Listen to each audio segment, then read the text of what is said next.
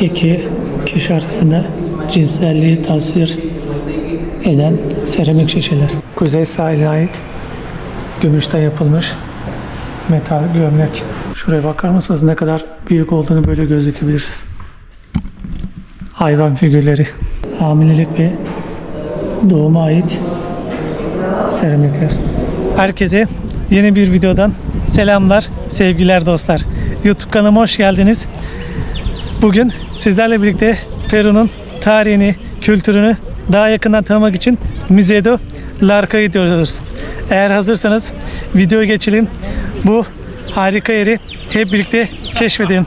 Fakat videoya geçmeden önce sizlerden ufak bir ricam var dostlar. Bana bu yolculukta ücretsiz bir şekilde destek olmak isterseniz videomu beğenip kanalıma abone olup yorum yazarsanız çok sevinirim. Gerçekten sizlerin desteklerinizi görmek bana çok büyük bir moral, motivasyon veriyor. Şimdiden de her birinize teşekkürlerimi iletiyorum destekleriniz için. Eğer hazırsanız Museo de Larca macerası başlasın o zaman. Şu taraftan giriş ücretini ödedik. Giriş ücreti de 40 soles. Yani beklediğimden de baya pahalı burası zaten. Restoran, kafe bulunuyor. Oralarda fiyatları baya yüksek. Tabii şu da var. Şapka, çanta ile giremiyorsunuz. Ancak şapkayı bu tarz döndürüp izin veriyorlar. Onun dışında izin vermiyorlar. Şimdi ilk başta buradan başlayalım. Çanak, çömlek tarzı el yapımı ürünler hepsi. İnsan figürleri, hayvan figürleri. Bayağı ilginç şeyler var. Şu sanırım tavuk vesaireye benziyor. Vay be. Bayağı antika. 1250 yılı diyor Salinar kültürü. Burası da Rafael Larco Hoyle tarafından kuruluyor. 1926 yılıdı sanırım. Yanlış hatırlamıyorsam. Yine farklı hayvan figürleri yapımı çanak çömlek. Şu kuş tarzı bir şey. Evet, bunlar kuşlar. İnsan yapımı. Mochica kültürüne ait 1800 yılı diyor. Şurada da çeviri bakabilirsiniz, olmadı. Hayata gidiyor yani. Burası da eskanasa, şişeler bataya diyor. Kaskos, masas. Gerçekten etkileyici işlemeler vesaire. Şunlara bakar mısınız dostlar? Vay be. Bu da durmayan da yani uyku şeklinde çanak çömlek.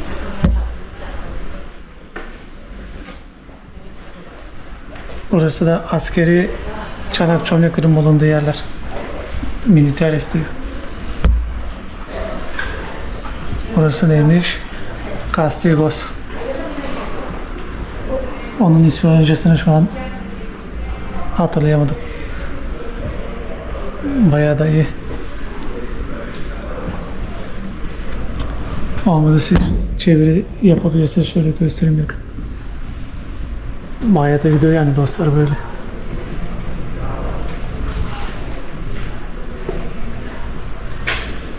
Coqueiros diyor. Camisas. Gömlek tarzı yani şu ön taraftaki ismine gömlek vermişler ismi. Burası ne? Kombarra. Bunu bilmiyorum.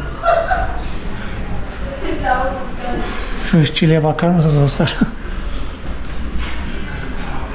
Bayağı iyi yani.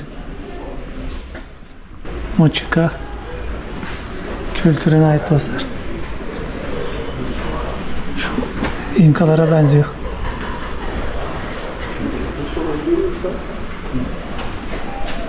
Değişik bir surat var.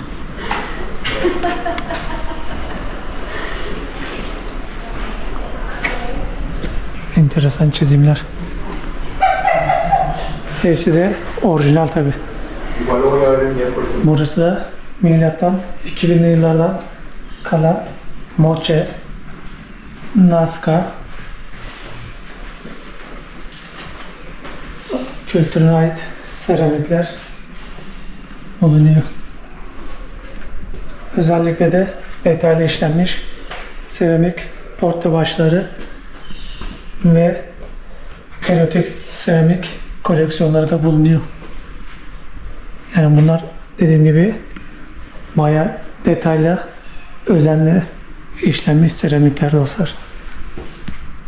Şunlara bakar mısın? Ne kadar ilginç duruyor. O zamanla ait eserler.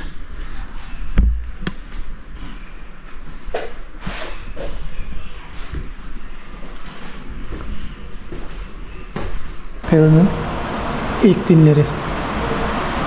Kuşlar, yeryüzündeki kedi ve yeraltı dünyasına giren yılan.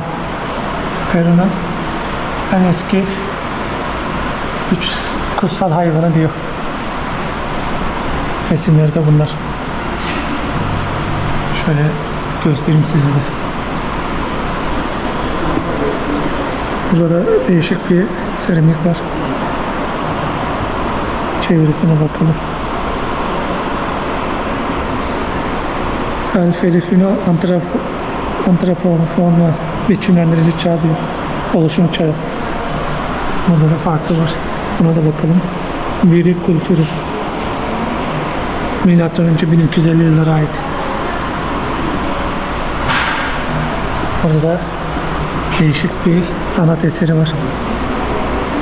Ne kadar detaylı ve özenli hazırlanmış. Bu neymiş? Buna da bakalım. Kedi, kuş ve yılan özellikleriyle antropomorfik bir kadın tanrısını temsil ediyormuş.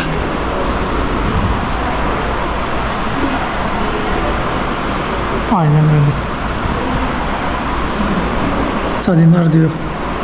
Şuradan çevirisine bakayım hemen. Tuzlu biçimlendirme dönemi. Milattan önce 1250 yıllara ait.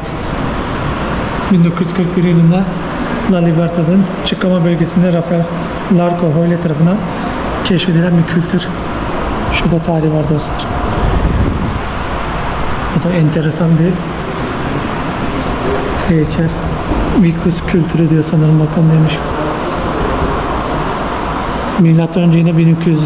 Vicus kültürü Peru'nun en kuzeyindeki Piura bölgesinde gelişmiş. Negatif ve pozitif tabloyu görebilirsiniz diyor. Burada yine farklı bir tarih var. Mochica kültürüne ait tarih 1250 yılda 800'lü yıllara kadar dayanıyor. Milattan önce, milattan sonra sanırım. Mochica heykeli seramikleri. Şurada da tarihi var dostlar. Mochica kültürü. Peru'nun önemli kültürlerinden birisi.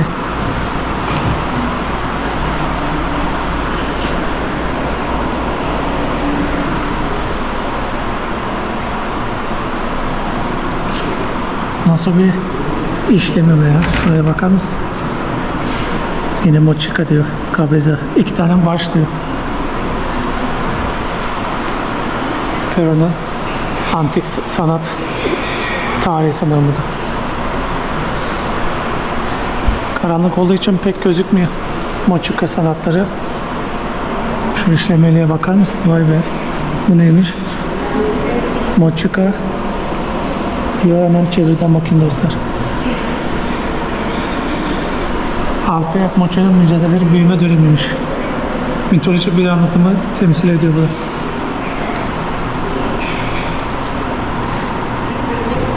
Mochica 1, Mochica 2, 5'e kadar gidiyor.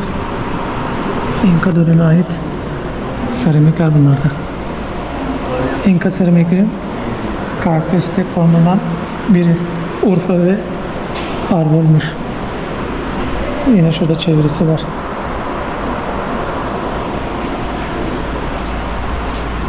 Chimu İnka ait eserler. Hemen çevresine bakın dostlar. İspanyolların Peru'nun kuzey kıyılarına gelmesiyle İnkaların egemenliği altındaki Çinli tarafından üretilmiş eserler diyor. Bayağı bir İspanyolca, İngilizce, Fransızca, Almanca, İtalyanca, sanırım Çince, Japonca bir şey. Dilleri destekleri var. Çonkista diyor.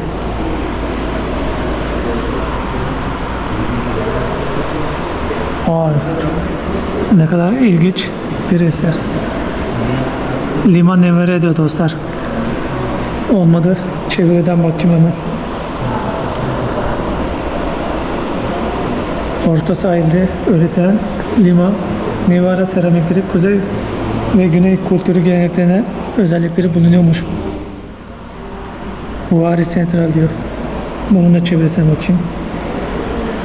Milattan sonra 800 ile milattan sonra 1000'li yıllara ait Mumaya tarzı, Huari tarzı ve Limana Nevera tarzının etkisini gösteriyor. Orta sahil tarzımış. Şurası Maranga, Pukla, Kamerki, Paçakamak. Bayağı bir şey var yani. Vay. Burada bayağı bir etkileyici bir şey var. Çankay. İpökü. Santa diyor dostlar. Santa Epoko Auge diye geçiyor. Enteresan bir şey. Rökoy olarak da bilinen bu kültür Peru'nun kuzey, orta kıyısında dağlarında gelişmiş. Hemen şunu çevirisine bakayım. Tiahuanaco yüksek dönemi diyor. Tiahuanaco kültürde Peru ile Bolivya arasında yer alan Titicaca Gölü platosuna gelişmiş. Bunlar demiş. Cajamarca. Cajamarca'yı ziyaret etmiştim. Videosu da kanalımda var 2 tane. Bayağı eğlenceli. İnka dönemine ait seramikler. Vay be, şu bayağı etkileyici. Şu alanda o döneme ait halı vesaire bulunuyor. Ne diyor? Nazca Huari. Malzemelerde pamuk iplikler ve Amerika papağanı tüyleri diyor. Basit düz kumaş üzerine dikilen tüyler. İlginç. Gerçekten de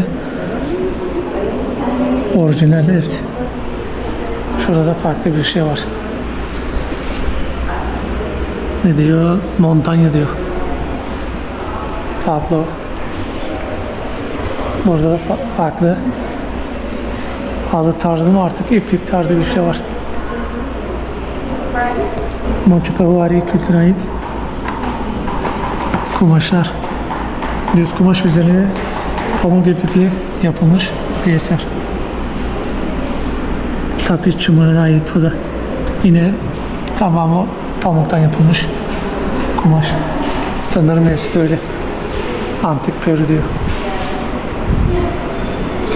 Manto çumu. Gerçekten o kadar orijinalliğini korumuş ki kokusu bile hala hissediliyor. Bu da Nazca kültürüne ait. Yine pamuktan yapılmış kumaşlar. Çinçe diyor. Vay. Sanırım en iyisi bu. Bayağı büyük. Paracas kültürüne ait. İspanyolcası nerede? İspanyolcası yok dostlar. Nasıl olmaz? İlginç. Gerçekten de İspanyolcası şurada diyor. Şurada da farklı bir kumaş türü var. Nazca Huari'nin. Şu işlemeleri görüyorsunuz dostlar, renkleri. Özenle yapılmış gerçekten. Bunlar da sanırım korumak tekstil teknolojileri, yani kumaşların yapıldığı. Vay be, hepsi de desenli, etkileyici iğne iplikler. Burada da nasıl yapıldığı gösteriyor. Burada da Brezilya diliğini koymuşlar.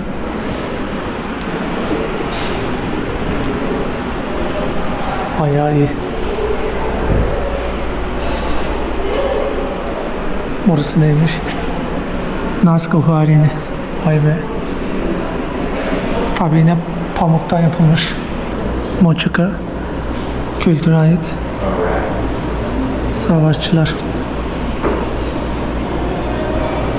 Savaşçılar ritüel savaşa hazırlanıp yüksek sosyal konumları göstermek için başlıklar ve tüy süsleri, kulaklıklar, göğüsler, kolyeler, bilezikler, süslü gömlekler, kalça koruyucuları, çıngıraklar ve yüz boyası giyiyorlarmış. Bu ilginç şey neymiş? Moçuka kültürüne ait Valle de Vuri diyor. Sanırım koruyucu gibi bir şey. Burada da ufak sandık var. Moçuka kültürüne ait. Savaşın sonuna geldik. Moçuka kültürü savaşçıların copları ve kalkanları karşı karşıya geliyor. Savaş göğüs göğüse gerçekleşmiş. Ve kıyı çölleri gibi açık alanlarla gerçekleştiği görülüyor diyor.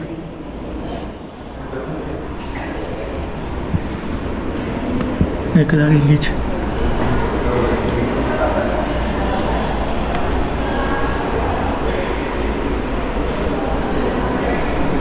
Tabii göreceğimiz daha birçok alan var dostlar, dediğim gibi. Burada da resim yapmışlar. Bayağı iyi yapmış, hani kim yaptıysa.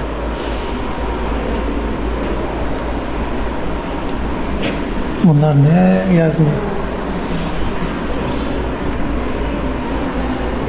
Moçe seramik diyor. Farklı bir seramik. Şurada yazıyor, bakalım. Bunlar neymiş?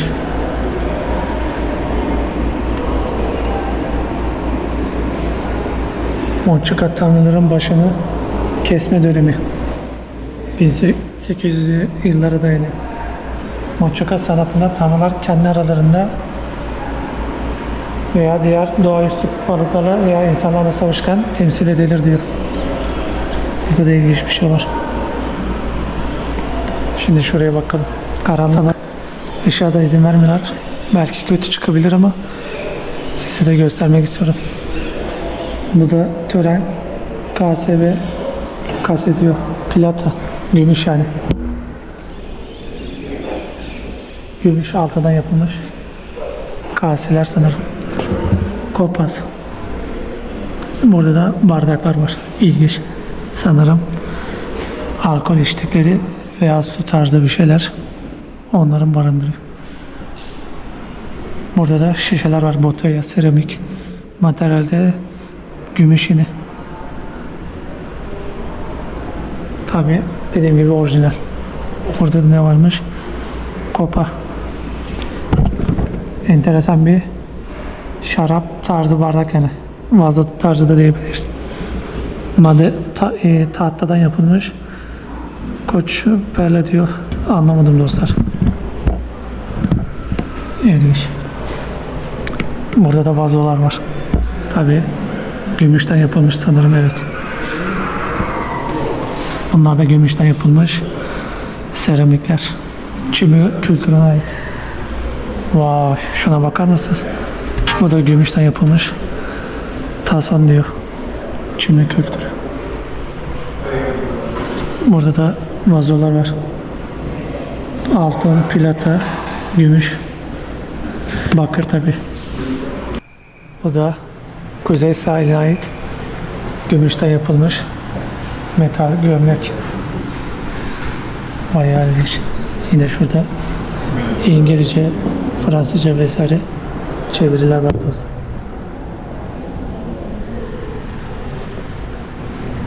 Bunları da hemen çeviriden bakayım.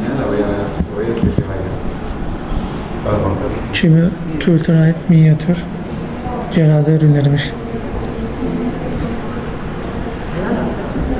Bu çeyizin muhtemel kökeni kutunun içinde bulunan bir dizi minyatüre oluşan bir mezarmış. Tabii gümüşten sanırım altından yapılmış ürünler. Şu da tabut oluyor sanırım. Bu harika kültüre ait mumya. Eski Mısır kültürlerinde ve diğer kültürlerde olduğu gibi eski Peru'da bedenini hazırlanma süreci ölülerin önemli bir parçasıydı. Çümük kültürüne ait cenaze ürünleri tamamı altından antik Peru'nun en büyük kuyumcularımış. Bayağı iyiymiş. İlk gördüğümüz yerden çıktık. Burası da müzenin bahçesi. Gerçekten müzeden farklı bir yer gibi. Şurada da restoran bulunuyor. Şimdi şurada erotik galerisi bulunuyor. Oraya gideceğiz. Moçuka kültürüne ait bir türbe. Bir erkek ve bir kadın arasında cinsel birleşme sahnesini temsil eden seramik diyor. Burada da İspanyolcası var. İngilizce, şurası da Fransızca, Almanca, İtalyanca ve Brezilyaca da eklemişler. Japonca, sanırım şu da Tayvanca oluyor. Bunlar da görselleri.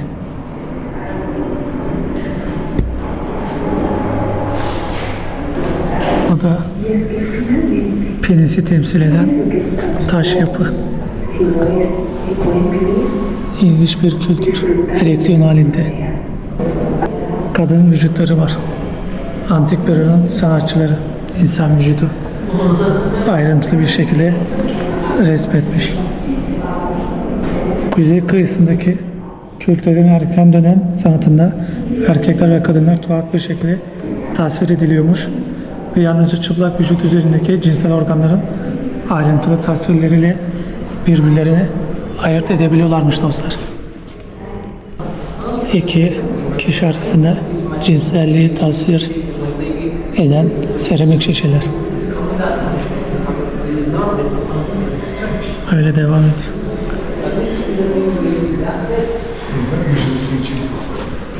Burada çocuğu emzirdiği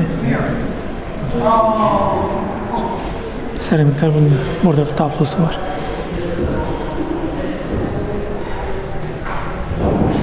Hamilelik ve doğuma ait seramikler.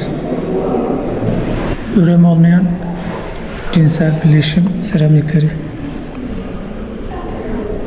Şöyle çevresini göstereyim de siz bakarsınız dostlar.